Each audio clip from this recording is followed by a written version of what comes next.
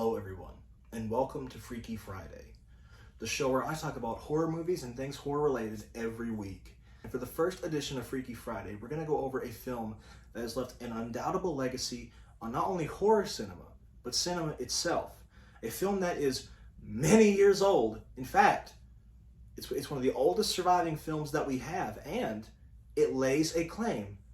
It's the oldest surviving vampire movie, which means I can only be talking about one film. So, the first Freaky Friday is about Nosferatu.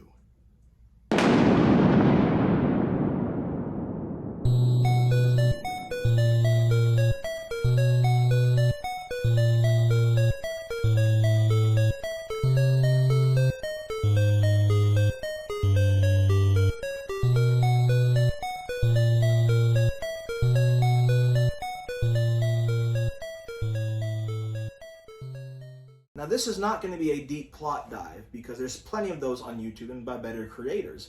What I'm looking at here is one thing. That's the vampire himself. The legacy of Count Orlok. Yes, Count Orlok. His name is not Nosferatu, despite what SpongeBob SquarePants might have you believe. Now the reason his name is Count Orlok is very funny. See, F.W. Murnau, the director of Nosferatu, decided in 1922 that he was going to make a movie based on Dracula, the famous novel by Bram Stoker. When he approached Bram Stoker's widow about getting the rights to make a Dracula movie, she said no. So, F.W. Murnau decided, I'm going to make the film anyway, but change all the names. And one of the names that was changed was Dracula to Count Orlok.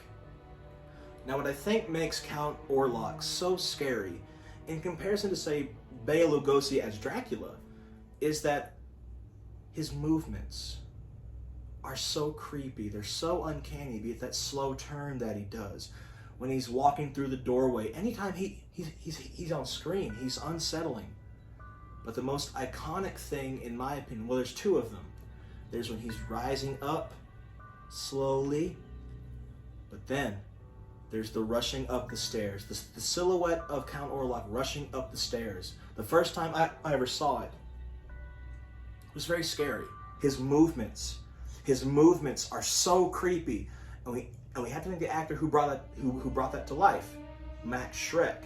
His unnatural and very creepy movements brought this character from a little Dracula ripoff to a film that stands on its own as an iconic piece of horror cinema. Now, Nosferatu's legacy, quite frankly, we've seen it everywhere. He's been referenced in pop culture many different times, but the most famous one was, of course, SpongeBob SquarePants. Wait! If that was you on the phone and you on the bus, then who was flickering the lights?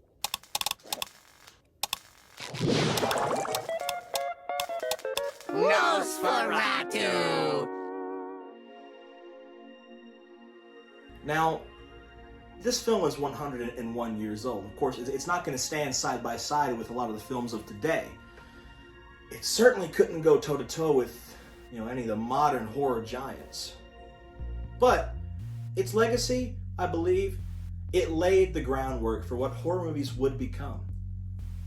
It's creepy, it's dark, it's moody, and it's definitely unsettling. And it's still scary 101 years later. And I think that's the legacy of this film.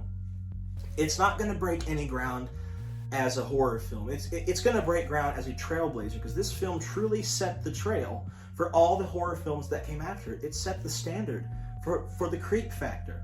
Every horror film today should thank this film for being what it was, because it terrified a generation.